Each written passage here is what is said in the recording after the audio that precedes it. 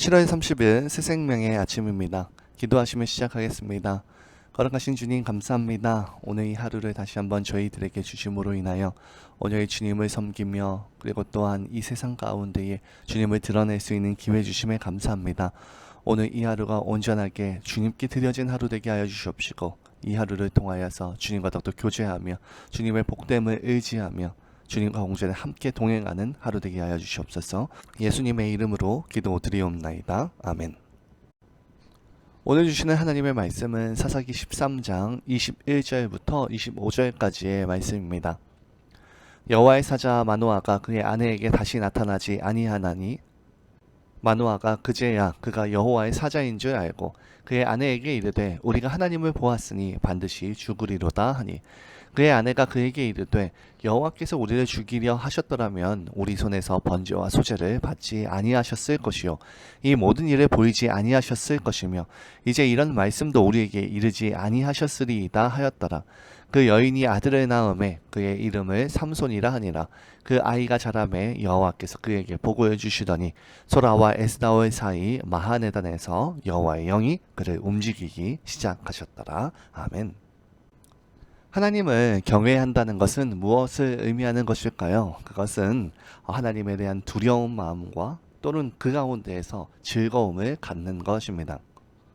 오늘 본문인 21절과 22절을 보면 마노아는 그와 말한 사람이 하나님의 사자인 것을 알고 나서는 그의 아내에게 우리가 하나님을 보았으니 반드시 죽을 것이다 라고 말하면서 두려움에 떨었습니다. 마노아의 이러한 태도는 지극히 정상적인 것이었습니다. 왜냐하면 하나님께서는 출애굽기 33장 20절에 내 얼굴을 보는 자는 죽으리라 라고 분명하게 말씀하셨기 때문입니다. 그런데 23절을 보면 마노아의 아내는 그렇게 두려움에 떠는 남편과 함께 두려워한 것이 아니라 오히려 남편을 위로하면서 용기를 심어줍니다. 이것은 그녀가 하나님을 두려운 존재로만 인식하지 않았다는 것을 보여주는데요. 성도에게 있어서 하나님은 결코 두려움으로만 다가오시는 분이 아니십니다. 사실 죄된 인생에서 있어서 죄도 흠도 없으신 거룩하신 하나님은 그의 얼굴을 보면 죽으리라는 그 말씀처럼 두려운 존재가 맞는 것은 확실합니다. 그러므로 인생이 하나님께 함부로 나아갈 수 없는 것 또한 사실입니다. 우리는 마땅히 하나님을 두려워해야 하고 그분을 우습게 여기거나 함부로 대해서는 안 됩니다. 우리는 두렵고 떨림으로 하나님을 섬겨야 한다라고 빌립보서 2장 10절에 말씀하는데요. 그러나 동시에 우리가 알아야 하는 것은 하나님은 그렇게 두려운 존재만은 아니라는 것입니다. 하나님은 우리가 회개할 때에 죄를 용서해 주실 뿐만이 아니라 우리가 진정으로 드리는 예배를 받으심으로 우리의 교제를 허락해 주시는 인자하신 그리고 선하신 분이십니다. 시편 2장 11절에 보면 여호와를 경외함으로 섬기며 떨며 즐거워하라 라고 말씀합니다. 뭔가 모순되는 듯 하지만 이것은 바로 균형적인 바른 신앙의 하나님을 경외하는 자세입니다. 우리는 하나님을 두려워할 줄 알아야 합니다. 그래야 죄악에 빠지지 않고요. 경건한 삶을 살아갈 수 있습니다. 그러나 한편으로는 하나님 앞에서 즐거워할 줄 또한 알아야 합니다. 하나님과의 교제, 그분의 뜻, 말씀, 은혜와 사랑으로 인해서 하나님 안에서 즐겁고 누림의 요소가 분명히 있다는 겁니다. 만일 우리 가운데에 이러한 어떤 한 요소라도 결핍이 되거나 한 방향으로만 치우쳐진다면 결코 바른 신앙을 유지할 수가 없습니다.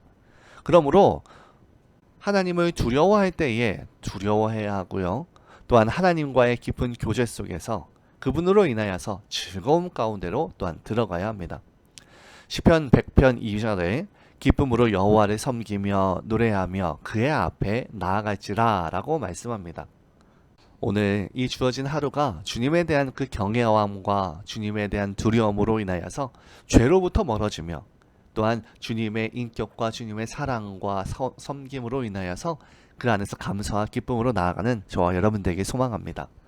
또한 23절을 보면 하나님은 허물이 많은 죄인도 받아주시는 분이심을 알 수 있습니다. 마노아의 아내가 두려웠다는 그 남편인 마노아를 향하여서 말하기를 여호와께서 우리를 죽이려 하셨더라면 우리 손에서 번제와 소제를 받지 아니하셨을 것이요 이 모든 일을 보이지 아니하셨을 것이며 이제 이런 말씀도 우리에게 이르지 아니하셨으리이다 라고 하면서 용기와 소망을 불어넣어 주고 있습니다. 이 말씀 중에는 무려 3번이나 아니하셨을 것이다 라는 말이 반복되어서 나오는데요. 이는 하나님이 그들을 죽이려고 했던 것이라면 그처럼 번거롭게 하실 일이 아니었기 때문에 반드시 하나님의 다른 선한 뜻이 분명히 그 안에 있을 것이라는 마노아의 아내의 소망과 기대를 나타내주고 있습니다. 한편 마노아가 그처럼 두려워할 수밖에 없었던 이유는 무엇이었을까요? 그것은 그의 영적인 안목이 부족했기 때문이라고도 할 수 있겠지만 그가 대면했던 이가 하나님의 사자였다는 사실을 안 순간 자기의 허물들이 사람은 아담의 타락 이후에 자신의 죄로 인하여서 하나님을 보고 살아갈 수 있는 자는 아무도 없게 되었다고 출애굽기 33장은 말합니다. 면전에서 하나님을 대하고는 두려워하지 않을 수 없다라고 하는 것인데요. 한마디로 마노아는 이 세상 모든 사람들이 겪는 이 죄의 문제에 봉착하자 거룩하신 하나님을 보았다는 사실이 너무나 두렵게 느껴졌던 겁니다. 물론 마노아의 아내는 그 사실이 두렵지 않았을 리는 없었을 것인데요. 하지만 그녀는 그들에게 일어난 여러 가지 사건들을 돌아볼 때 이는 그것이 결코 두려워할 일만은 아니었다는 것을 깨달은 겁니다. 즉 그녀는 죄 많고 허물 많은 우리 인생들이라도 하나님의 성품과 하나님을 겪어해 보니 긍휼히 여기시고 우리를 받아주신다는 사실을 그 사건들을 통해서 깨닫게 된 겁니다. 하나님은 허물 많은 죄인이라도 자신에게 나오는 자를 용납하시고 받아주십니다. 오늘 우리가 수많은 허물과 죄에도 불구하고 하나님을 섬기며 예배할 수 있는 것도 다 그러한 하나님의 긍휼한 성품에 근거한 하나님의 용납하심과 받아주심 때문입니다. 그렇기 때문에 오늘 우리는 하나님께 나아가는 일에 망설이지 않아야 합니다. 더욱더 적극적으로 하나님께 가까이 나아가며 그의 은혜를 사모해야 합니다. 또한 우리는 자신의 죄성으로 인해서 하나님께 나아가기를 두려워 망설이는 많은 사람들에게 하나님의 그러한 은혜와 긍휼을 알려주고 그들로 하여금 다시 한번 하나님께 나아가는, 그래서 다시 한번 죄사함을 누리며 풍성한 은혜 가운데에서 자유롭고 복된 삶을 살아갈 수 있도록 해야 합니다. 그러므로 하나님의 경외한다는 것은 2가지의 마음을 갖는 것입니다. 하나님을 존경하며 하나님을 두려워하는 것, 그리고 또한 반대로 하나님과 함께함이 즐거움이며 기쁨임을 아는 그러한 지식임을 깨닫고 오늘 이 하루 주님을 경외함으로 나아가는 저와 여러분들 되길 소망합니다. 마지막으로 우리가 하나님에 대한 경외와 동시에 우리가 꼭 가지고 가야 될 것이 있는데요. 그것은 무엇이냐면 바로 성령 충만함입니다. 25절을 보면 소라와 에스다올 사이에 마하네단에서 여호와의 신이 삼손에게 비로소 감동하셨다 라고 말씀하고 있습니다. 그런데 우리가 여기서 눈여겨봐야 될 것은 삼손에게 여호와의 신이 임한 그 장소까지 소상히 기록하고 있다는 사실입니다. 이 구절을 묵상해보면은 성경에 별도로 기록되어져 있지는 않지만 삼손에게는 무언가 특별한 성령의 임재의 증거가 그곳에 있었다는 것을 알 수 있습니다. 곧 이러한 사실은 성령의 임재라든가 그 충만함이라는 구체적인 사건이지 어떤 보면 막연한 기대라든지 생각에 근거한 것이 아님을 얘기해 주는데요. 이 성령의 충만함에 대한 성령의 근거들이 좀 찾아보자면 그 중에서 대표적인 실제 예는 바로 오순절 성령 강림 때입니다. 사도들과 제자들이 오순절에 다락방에 모여서 하나님께서 성령을 보내주시며 그들이 성령의 감동으로 받아서 서로 다른 나라의 언어를 말하며 결국 땅끝까지 이르러 복음을 전파하는 데까지 나아갔다라고 말하는데요. 그들에게 있어서 성령 충만의 근거는 방언이었습니다. 하지만 오늘 우리 성도들에게 주어지는 성령 충만의 증거는 방언뿐만이 아니라 우리 성도 각 개인의 삶의 모든 방면에서 역사해 주시는 성령에 의해서 그 역사하시는 모양 또한 각기 달리 나타날 수 있습니다. 고린도서 12장 4절에서 11절에 그렇게 나와 있는데요. 다만 한 가지 부인할 수 없는 기준이 있는데 그것은 무엇이냐면 성령 충만함과 동반되는 영적인 열매가 반드시 따른다는 겁니다. 그것은 사도 바울가 우리에게 알려준 사랑, 희락, 화평, 오래 참음, 자비, 양선, 충선, 온유와 절제 이상의 성령의 9가지 열매들입니다. 이러한 열매들을 삶에서 맺는 자들이 바로 성령에 따라 살아가는 자들이고요. 성령의 인도하심에 따라 행하는 성령 충만한 사람이라고 할 수 있습니다. 그러므로 우리들은 성령의 인도하심을 쫓아서 성령의 열매를 충실하게 맺음으로 인해 하나님의 성령이 우리들에게 충만히 임하셨음을 세상에 널리 드러내어서 하나님께 영광을 돌려드리는 성도로서 살아가야 합니다. 성령이 임재하는 곳에는 새롭고 영적인 변화가 반드시 있습니다.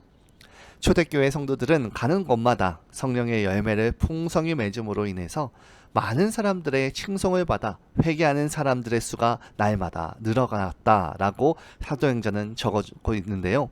이러한 현상은 우리나라의 초대교회에 있어서도 흔히 일어났던 일이기도 합니다. 그렇기 때문에 우리는 성령께서 우리들을 통해서 구체적으로 역사하시고 은혜를 베푸신다는 증거를 삶으로 드러내는 성령 충만한 그리스도인으로서 오늘을 살아가야 합니다. 하나님이 하시는 일은 우리에게 때로 두렵고 무서운 모습으로 다가올 수도 있습니다. 하지만 우리가 믿음의 눈으로 그것을 본다면 그러한 주님의 역사 속에서 오히려 소망을 발견할 수 있습니다. 그렇기 때문에 우리는 어떤 상황 가운데서도 믿음의 눈을 가지고 현실을 바라보아서 하나님이 주시는 풍성한 복을 충만히 누리는 저희 되기를 소망합니다. 이 시간 함께 공동의 기도 제목으로 기도하고 개인 기도로 나아가길 소망합니다. 주님, 오늘 이 하루가 주님을 두려워함으로 죄로부터 멀어지는 거룩의 삶이 되게 하시며 무엇보다 주님의 선하심으로 우리를 받아주시는 그 사랑과 은혜를 잊지 않고 성령으로 충만한 삶 살아가게 하여 달라고 기도합시다. 둘째로 러시아 쪽에 큰 지진으로 인해서 쓰나미 주의가 세계 곳곳에 내려져 있는데 주님께서 보호하시고 이끌어 주셔서 인명피해가 나지 않게 하시고 오로지 다시 한번 우리 스스로를 바라보아 주님의 보호하심과 죄의 자각으로 말미암아 주님께 돌이키는 역사가 있게 해달라고 기도합시다. 셋째로 8월에 투싼과 호피 선교를 앞두고 있는데 모든 선교 팀원들이 주님의 능력으로 채워짐으로 인하여 주님의 복음에 군사되어 담대하게 복음의 씨앗을 뿌리고 오게 하시고 예비된 만남과 행사들을 통하여 은혜와 감사가 넘치는 모든 선교의 시간이 되게 해달라고 기도합시다.